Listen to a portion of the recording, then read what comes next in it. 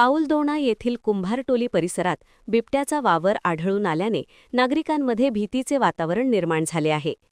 विशेष म्हणजे हा बिबट्या 2 पिलांसह परिसरात फिरताना काही नागरिकांना दिसून आला असून त्याचा व्हिडिओ सोशल मीडियावर व्हायरल झाला आहे. स्थानिकांच्या माहितीनुसार सकाळच्या व सायंकाळच्या वेळेत बिबट्याचे दर्शन होत असून तो थेट रहिवासी भागाजवळच वावर करत आहे. यामुळे लहान मुले, महिला तसेच शेतकरी वर्गामध्ये प्रचंड दहशतीचे वातावरण पसरले आहे. घटनेची माहिती मिळताच वनविभागाला पाचारण करण्यात आले असून वनविभागाच्या पथकाकडून परिसरात पाहणी व गस्त सुरू करण्यात आली आहे. वनविभागाने नागरिकांना एकट्याने बाहेर न पडणे, लहान मुलांची काळजी घेणे आणि कमालीची सावधगिरी बाळगण्याचे आवाहन केले आहे.